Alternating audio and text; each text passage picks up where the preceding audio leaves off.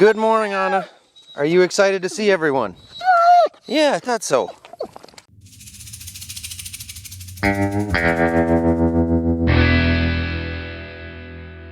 It's not a bad morning. A little bit of Canadian wildfire smoke out there. That's kind of been our summer. I'm gonna let the birds out. Got some tough news here. It's been a little tough on the chicken ranching side of things lately. Morning, birds. Coming out?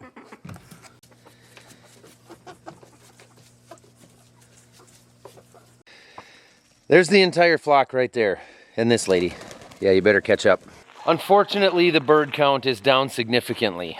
Just a week and a half ago, we had 17 birds. And in the middle of one afternoon, we realized it's awfully quiet around here. I wonder where Kevin's at. Don't know. Kevin and 4 of his buddies disappeared. The next morning, I saw a skunk down at the coop there. I did what I could to get back and feed him some freedom seeds. Skunk was gone. We assumed the skunk took some birds. However, the other night, Onyx was actually home working around the shop, and he heard the birds go nuts, and he witnessed a coyote run through the yard with a bird in its mouth and take off into the cornfield. So we have bird thieves out here. Unfortunately, it's a part of farm life. We're not going to keep the chickens locked up. We're not going to build a 10-acre fence for them. What we're going to do is try to eliminate the predator situation, mostly by just asking them really nicely to please leave. We are a long ways past the point of any potential replanting at this point, and we're actually in the beginning phases of looking at working on some harvest stuff. So I'm going to finish going through the planter here and I guess winterizing the planter and get this thing all put away, unhooked, and finished for the season, because we can do that now. We're gonna throw a grain cart on this tractor for the season. I'm gonna get the combine out today, I hope, because Crary is coming tomorrow. We're gonna be putting a hopper extension on the new combine, and we've got some soybean aphids that we're gonna have to spray. So we hired a plane for a good amount of it, but we are gonna be running our own sprayer on some acres. Anna will not. She's just gonna sit there like that. Right, Anna? Do you plan to do anything today? I guess that probably answers that, huh? A little belly rub? You are a disgusting looking shaggy beast this time of year, but it's okay. This is not a difficult job, but it is a dusty one because of the graphite powder that we use to lubricate the internal parts. So basically, we're just dumping all the seed, pulling these bowls out. Let's see, the fingers and knockout fingers, whatever you want to call them, are pulled out. I will come through and blow this clean with air. Belts have been purged. I'm going to pull the tension off the belts too, so I'll actually pop this off and release the tension there. And then we will winterize the fertilizer system.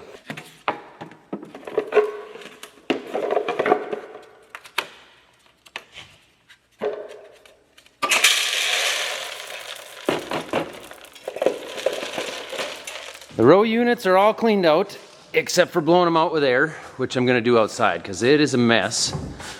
Just need to empty the tanks now, which I know one of them's very close to completely empty.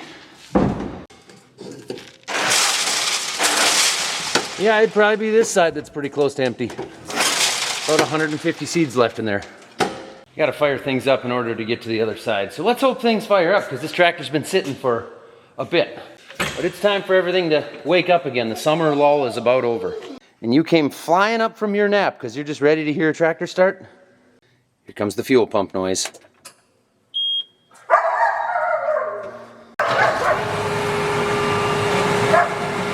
Fired right up, no problem. And I found my lunchbox.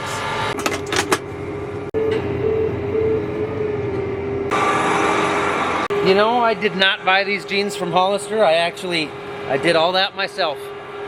My wife made fun of me this morning, so this is gonna be my last day on this pair of jeans.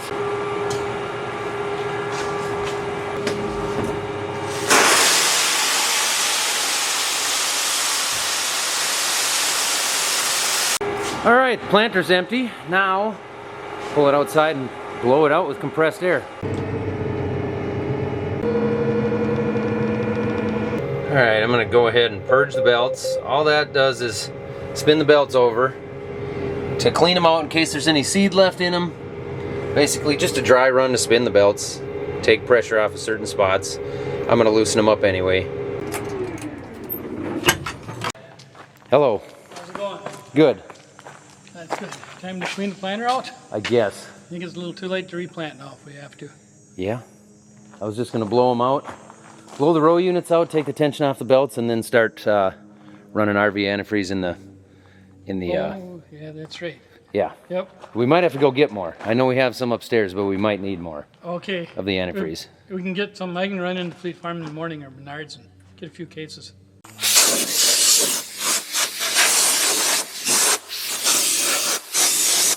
You know, I started on that side and it was blowing the dust that direction. So I came to this end, now it's blowing it towards me down here. Let's try the middle.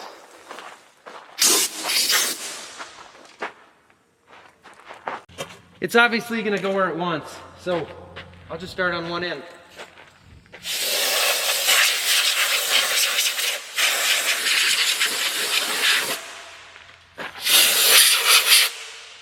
Oh, right up the armpit.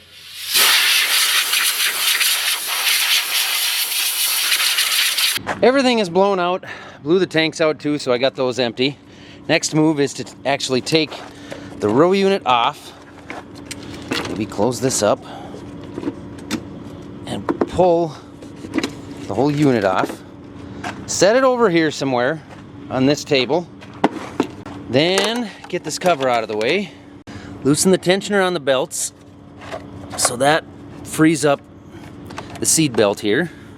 And as long as I gotta go that far, I may as well clean in here.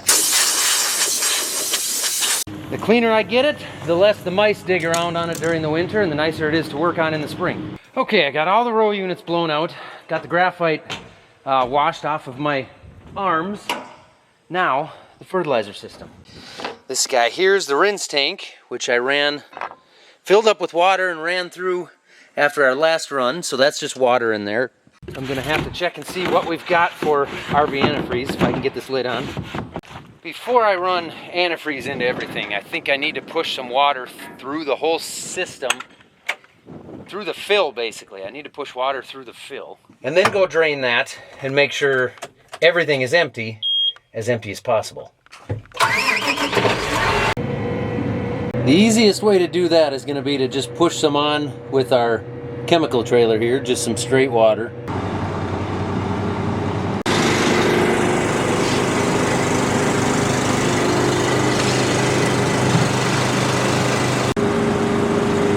All right, now I'm gonna go unfold this thing, crank up the rate, and flush straight water through the whole system really well. Make sure everything's primed before I push my RV antifreeze through it, and then just open everything up, open all the valves so it can leak out of there.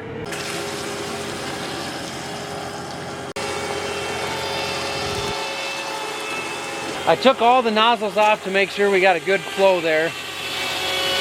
And I can see pretty easily that that's all straight water. Everything is good and flushed. I've doubled down on that. So I'm confident we've got all the fertilizer out of the nooks and crannies and the nozzles and everything. But now I need a bunch more RV antifreeze. At the risk of sounding a little bit corny, I'm a corn farmer, what's the most important tool on the farm? I would say the farmer. I know we got all kinds of tools on the farm, but the farmer is the one that actually operates the tools, makes the management decisions, and puts in the long hours. So when we put in long hours, during hot days or strenuous activity, even during cold days, honestly, staying hydrated is really important. Making sure that your muscles have proper hydration and the proper electrolytes is really important. For that, I drink Element. It not only tastes awesome, but it's loaded with everything you need, and it doesn't have all the stuff that you don't need. It doesn't have any sugar, it doesn't have any caffeine, it doesn't have any artificial stuff. It's just got the sodium, the magnesium, and the potassium that you need to stay properly hydrated. It has helped me a ton with brain fog and energy and muscle cramps at night. It's designed by people that really understand the human body a lot better than I do. I just know that it tastes good and I feel better ever since I've started drinking it. So I know that it's doing something for me. You can get it in the carbonated cans. There's several different flavors in the cans. My favorite are the watermelon and the grapefruit. You can also get it in the sticks, so it's non-carbonated. You mix it with water in your water bottle. Just as delicious. I don't know, I just like the cans. I would try some for yourself. Just go to drinkelement.com/farmer, or there's a link down below. You can get your own free sample pack and decide what your favorite flavor is. And as always, they have a no questions asked return policy. So if for some reason you don't like the stuff, you just let them know and they will refund you right away. Oh. There's definitely some of that Canadian smoke in the air, that's for sure. I don't really think it has too much of an effect on our crops. There's days where it definitely blocks a lot of sunlight. But the crops, honestly, they process that smoke as well. You know, that's what plants do. So we haven't really seen in the last few years, as we've had a good amount of that smoke. I don't think we've seen that it kills yield. What's probably going to hurt our yield is the amount of rain we've gotten this year. It's just never shut off. It seems like we're getting 3 inches of rain every 2 or 3 days. We were up into the mid to upper 20s now for total inches of precip this year. Usually our annual is around 30, 32 inches or so, something like that. And we had a really dry winter, so everything we've got has almost hit our annual, and it's really happened just in the last 3 to 4 months now. So we're definitely wet. We'll see what we've got when we get out there. There's some low spots. The soybeans are definitely way behind right now.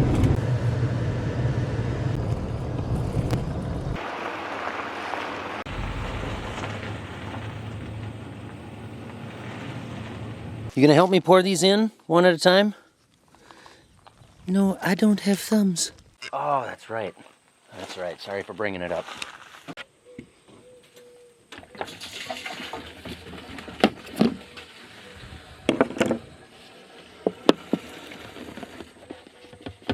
One jug. Ah.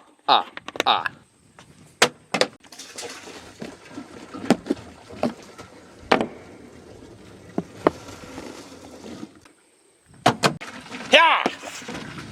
All right, I think I got enough in there. I just put 14 gallons in. I got enough at the hardware store to handle the sprayer and the water trailer as well.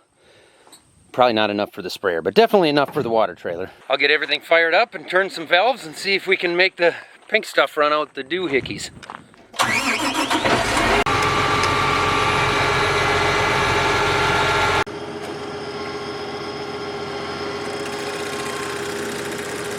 Everything lost its prime because I ran that tank empty. So I can run this. And that is just a bleeder. There we go. There's some antifreeze coming out of there. So, should be close. There we go. Oh yeah. Okay, we're all primed. Now I'm gonna make sure my tank's got plenty in it. Looks like it's half gone, so I may need to add more. I'm gonna bleed the ends of the wings here. There we go.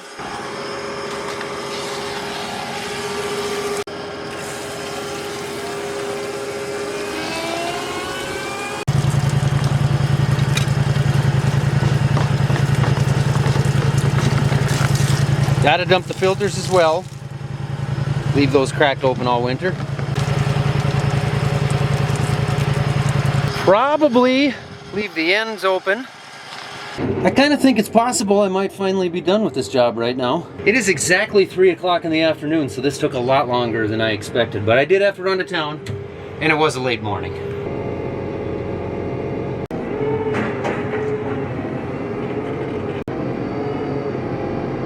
I'm not gonna wash it for a couple of reasons. Number one, because it's not that dirty, but number two, I don't want to get water in the bearings and have it sit over the winter and freeze. That's kind of a secondary reason, although we never worry about that with our combines in the fall.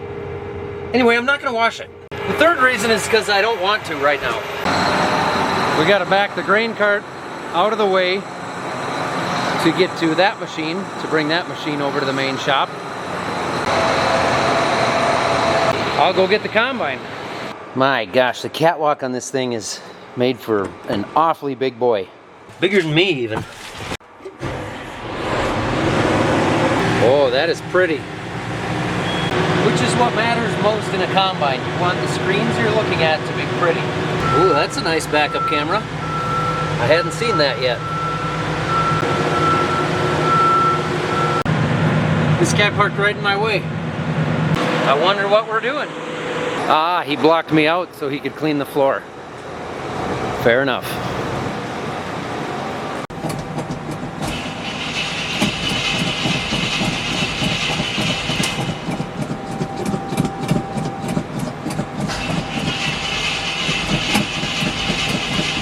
Come on!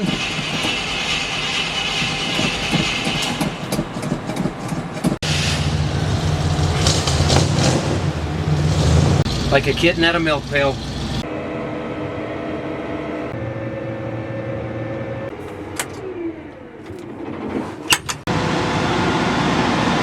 Not a whole lot of extra room at this door.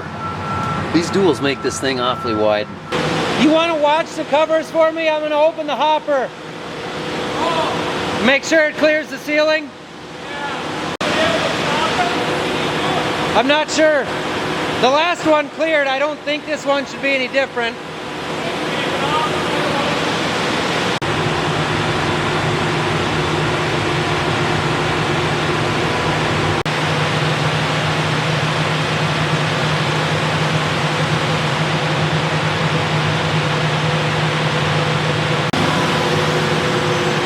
Oh, plenty of room.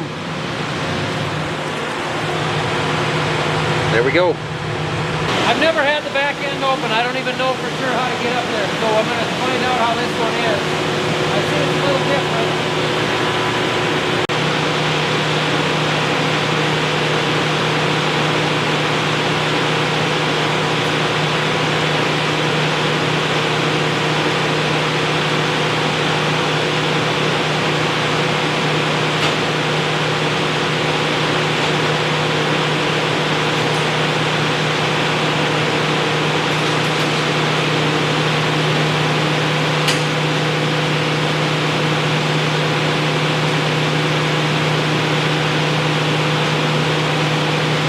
Probably go a lot smoother next time.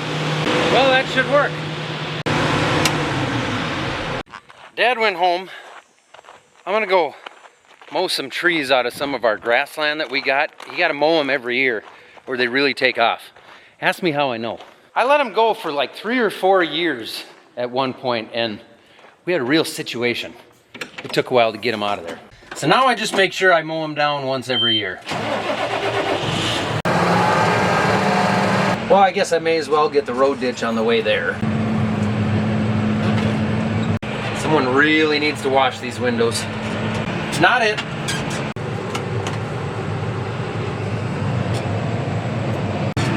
You see that? Look how much taller the corn looks already. That's why you always keep the ditches trimmed.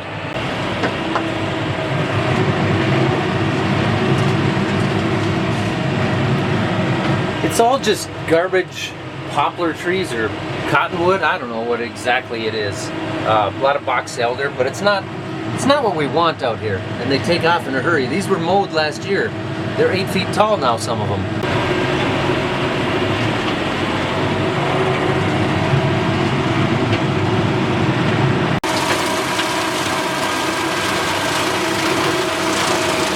There.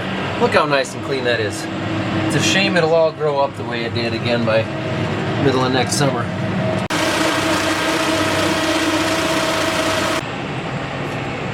Good enough.